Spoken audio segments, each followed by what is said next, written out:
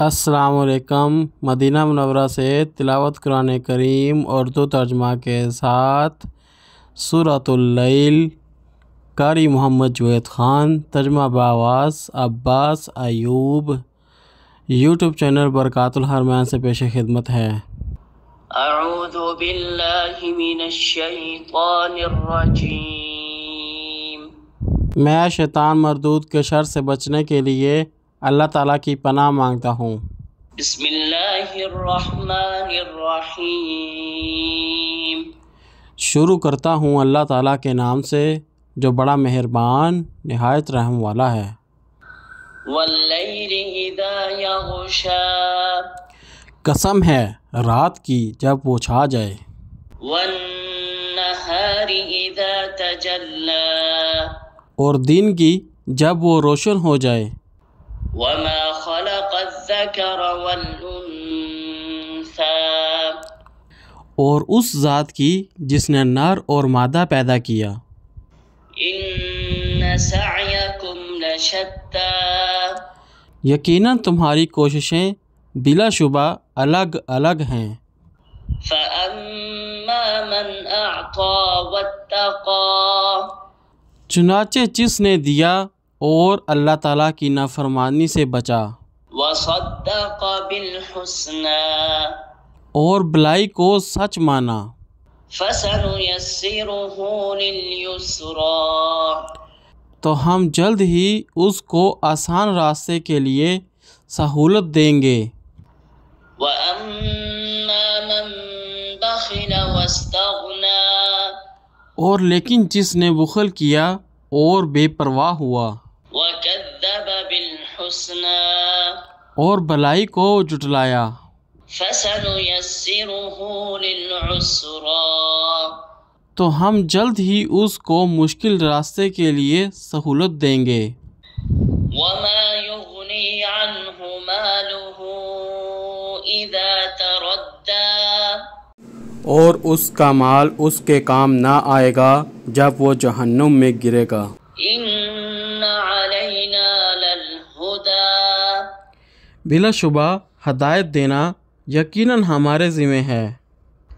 وَإِنَّ لَنَا لَلْآخِرَةَ وَالْأُولَى، اور یقیناً آخرت اور دنیا ہمارے اختیار میں ہے۔ فَأَنذَرْتُكُمْ نَارًا تَلَظَّىٰ، پس میں نے تمہیں شعلہ مارتی آگ سے ڈرا دیا ہے۔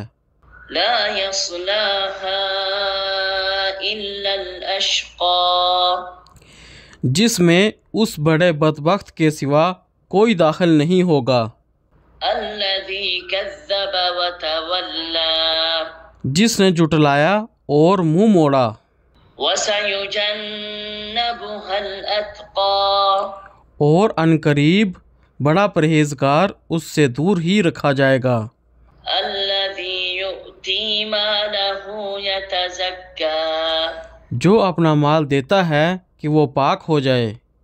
وَمَا لِأَحَدٍ عِندَهُ مِن نِّعْمَةٍ تُجْزَىٰ، اور اس پر کسی کا احسان نہیں جس کا بدلہ دیا جائے، إِلَّا ابْتِغَاءَ وَجْهِ رَبِّهِ الْأَعْلَىٰ، مگر صرف اپنے رب کی رضا کی تلاش میں جو سب سے بلند ہے۔ وَلَسَوْفَ يَرْضَىٰ، اور یقیناً بہت جلد وہ خوش ہو جائے گا۔ صدق اللہ العظیم۔ اللہ بلند و برتر نے سچ فرمایا۔ قرآن کریم، نماز اور مسنون اذکار سمجھیں، سمجھائیں اور زندگی اس کے مطابق گزاریں، اسی میں ہم سب کی بھلائی ہے۔ دوسروں کو بھی اس کی ترغیب دیں۔ اللہ تعالیٰ سے دعا ہے کہ ہمیں قرآن کریم سمجھ کر پڑھنے کی توفیق عطا فرمائے۔